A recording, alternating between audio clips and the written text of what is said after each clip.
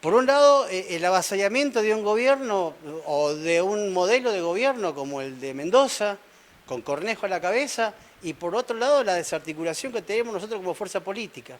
Entonces, por ahí me gustaría entrar en este debate de decir qué tenemos que hacer nosotros o cómo nos reencontramos para no seguir perdiendo terreno en esto, porque va a llegar el momento que vamos a perder tanto terreno que ya lo hemos perdido, de hecho, ¿no? ¿Por qué? Porque ayer hablábamos de que el salario en el 2018-19 se perdió un 25% y no lo hemos recuperado con Alberto.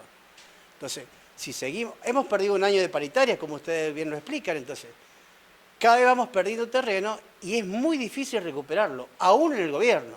Así que, bueno, nada, dejo esa reflexión.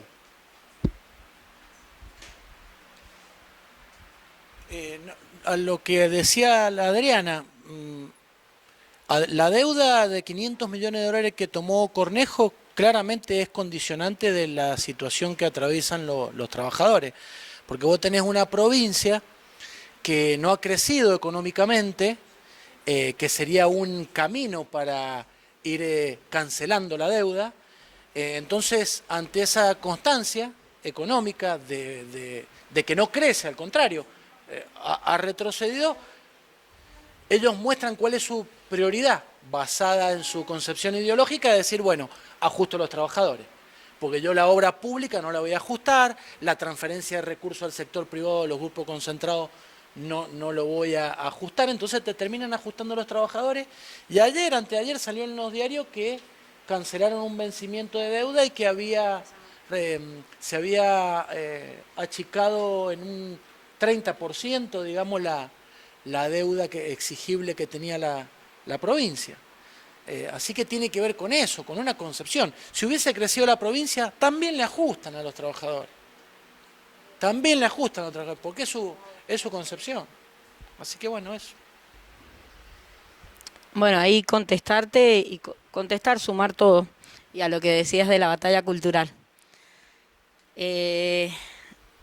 Cuando Cornejo era candidato, salió a decir en los medios esto de que cuando hablas de hacernos que somos demonios, salió a decir, yo le voy a dar un premio a los trabajadores, principalmente a las maestras, les voy a dar un premio, así están adentro de las escuelas.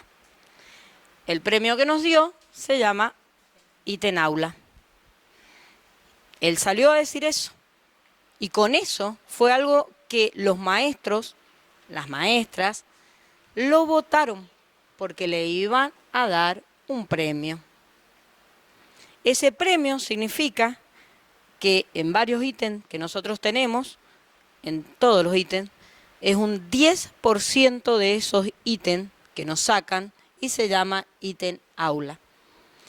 El año pasado dimos una fuerte lucha de batalla cultural y logramos construir un paro de 5 días en el que el segundo paro de agosto o el 1 de agosto fuimos más de 35.000 trabajadores y trabajadoras acompañados por otros gremios, porque no lo podemos hacer solo.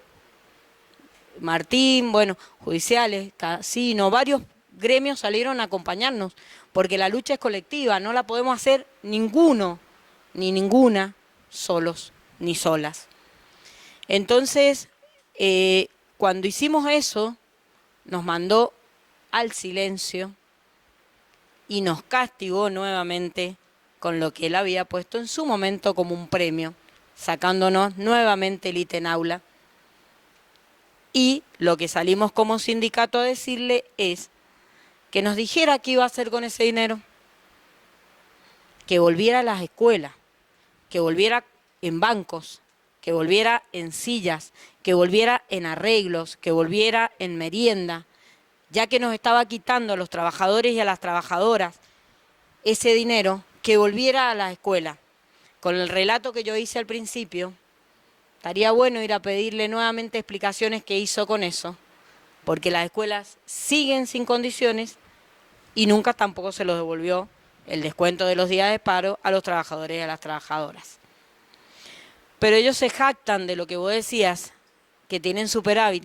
Yo, cuando la escuchaba a Mariana, No sé si ustedes se dieron cuenta que salió Fayata a decir que tenía superávit, al otro día no salió nunca más a decir que tenía superávit. Le deben haber tirado las orejas y le deben haber dicho, bueno, decir nunca más que nosotros tenemos superávit, porque otros nos van a pedir. Bueno, él, o en qué lo vamos a gastar.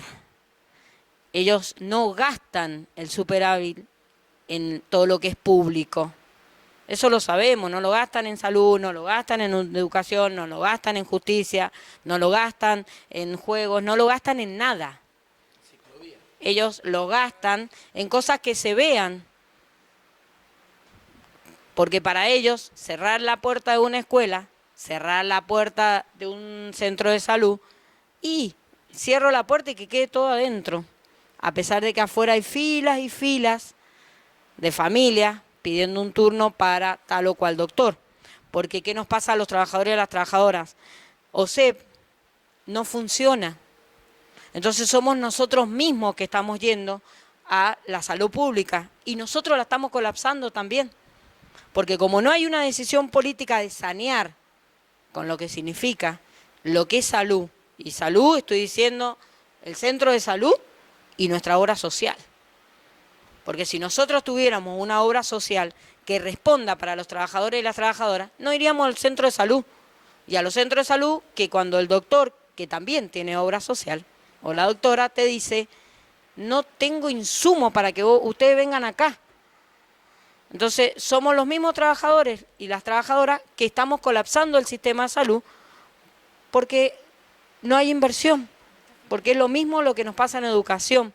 Por eso es tan importante, cuando vos decías recién, de darnos y ganar la batalla cultural, es salir a decirle a cada vecino y a cada vecina qué nos está pasando. Por eso hemos pensado salir a los departamentos y que nos vean porque también estamos adormecidos, porque también estamos pensando cada día cómo hacer para llevarle un plato de comida a mi hijo o a mi hija, o por lo menos hacer algo para poder sobrevivir. Pero esto han sido estos últimos años que nos han llevado esto. Y es el mismo que vuelve a decir que está obsesionado con educación. Y ahí me quiero parar en algo que decía Mariana, de esto del feminismo, que lo dije la otra vez en un plenario cuando estuvimos en el primer plenario del año. Cornejo dice que está obsesionado con la educación, con lo que significa esa palabra para las mujeres. Es una palabra totalmente violenta, porque el que está obsesionado es el que la violenta a la mujer. Por eso la violenta, porque está obsesionado. Ni siquiera tiene a una mujer junto a él para que le haga dar cuenta las palabras que utiliza. Porque capaz que le hacen dar cuenta las palabras que utiliza, pero es la concepción que él tiene de su poder. Por eso digo, él está convencido. Cuando él salió a decir estoy obsesionado, es una palabra tan violenta y más con la educación, que somos más de 85% mujeres. Esta Dirección General de Escuela creó hace 2 años o 3, en el 18, una consejería de la mujer, que yo en una paritaria le pregunté, se llama Verónica Fresneda, le digo, en el presupuesto te han dado un presupuesto para vos, porque las celadoras o las docentes o las directoras, cuando tienen que huir de su casa, es o huyo o me mata. Debería haber un lugar, un refugio, porque nosotros no podemos ir a los refugios por tener salario en blanco o por ser asalariadas. No hay presupuesto para género, por ejemplo, en la Dirección General de Escuela. Entonces yo la interpelé a ella, como mujer, le digo, ¿y vos no lo reclamaste? ¿Y no pediste? ¿Y no dijiste nada? Porque una celadora que cobra 50.000 pesos, ¿a dónde va a ir a buscar un lugar para ir con sus hijos e hijas cuando está huyendo? Porque es así, porque está huyendo de una situación de violencia. Entonces tampoco hay, en este recorte de educación, también hay un recorte para las políticas de género con respecto al sector de la educación.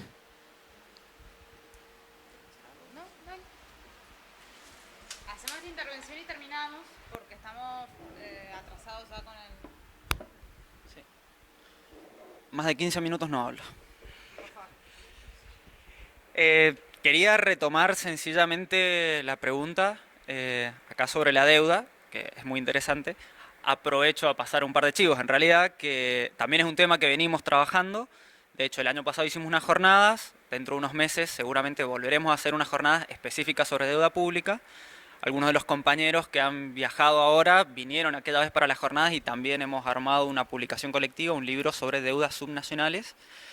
Decir que a nivel de deudas subnacionales hay poco material escrito, digamos, no, hay mucho que no se conoce, estamos ahí en el desafío de intentar producir más conocimiento, hay mucha información que se podría analizar, digamos, hay que la capacidad de dedicarle el tiempo, pero sí un par de pautas interesantes, de esto de por qué no aumentan los salarios y demás. Por un lado, bueno, fueron 60 millones de dólares que se pagaron ahora de esta primera amortización, en septiembre vienen otros 60 millones de dólares que amortizaban este año, de los 500 que tomó en su momento Cornejo 2016, que después lo ampliaron para hacer la construcción del penal. Pero tiene que ver con la discusión que comentaba Mariana al principio de, o sea, para analizarlo con un poco más de profundidad, solamente tiro los títulos, pero en esta distribución inequitativa de recursos y responsabilidades a nivel nacional y subnacional, hay que decir, de esos recursos que la nación vimos que es la que más recauda, después hay un sistema de coparticipación por el cual se redistribuyen la mayoría de esos fondos, que tienen porcentajes que fueron fijados a fines de la década del 80 y no fueron fijados con un criterio de desarrollo de población de las provincias, sino que se hizo un promedio de lo que se había repartido los últimos 3 años y así quedó. Hubo mínimas modificaciones recientemente, esto de la Cava y demás, pero ¿por qué poner el eje ahí? Porque efectivamente Mendoza está muy perjudicada en eso, y esto viene de hace décadas, no es voluntad de un gobierno, no, sino que son porcentajes que ya quedaron establecidos de aquella vez, que nunca se rediscutió, y en este caso Mendoza está muy perjudicada. Entonces, viendo la importancia que tienen los fondos nacionales, es una variable relevante que habría que discutir, una discusión difícil. Por otro lado, efectivamente a partir del 2015 hubo un modelo de valorización financiera y estuvo en sintonía nación y provincia. Hubo de nación inclusive un incentivo a tomar deudas en dólares, para que ingresen dólares y fortalecer el sistema financiero. Entonces, efectivamente se impulsó eso y tenía que ver con la cuestión ideológica y los proyectos en disputa. Esos proyectos en disputa y qué intereses se priorizan o no, qué deudas se priorizan y qué deudas no tanto. Pero también me diste el pie para redondear lo que dije y tal vez quedó un poco colgado, que también es importante dar una discusión un poco más de fondo de la estructura productiva de Mendoza, digamos, ya términos más económicos, de cuáles van a ser los modelos de desarrollo a nivel nacional y particularmente de esta provincia que no está acoplada a esos complejos que mueven la economía del país, sino que tenemos otros y que ya vienen igual en declive. Eso no tiene tanto que ver estrictamente con el presupuesto, sino con una discusión económica y de desarrollo más general que no está claro ahí el modelo. Digo, hay intereses, hay gobiernos que defienden a los que más tienen, claramente, pero igual creemos que hay que dar una discusión con mayor objetividad de cuáles son las posibles vías de desarrollo y pensarlo anclado, digamos, en la estructura productiva también. Quedan como desafíos pendientes para pensar esto de por qué no hay recursos para aumentar más los salarios y demás, porque está en una situación complicada la provincia, igual, más allá de esta tendencia ajustadora, sí. Pero bueno, era eso. Muchísimas gracias por esperar, los vamos a invitarlos al café y les recordamos que vamos a volver un ratito porque hay gente que sabe mucho de la situación subnacional de Santa Fe, de San Juan también, y la idea es comparar porque muchas veces eso nos da la perspectiva. A veces pensamos que pasa solamente acá y nos damos cuenta que también pasa en otro lado. Podemos pensar soluciones a partir de experiencias que se han dado en otras provincias, pueden ser aplicables en mayor o menor medida, entonces por ahí va a ser un intercambio corto, vamos a estar un rato, pero vale la pena por ahí escucharlo. Les invitamos a quedarse. Muchas gracias.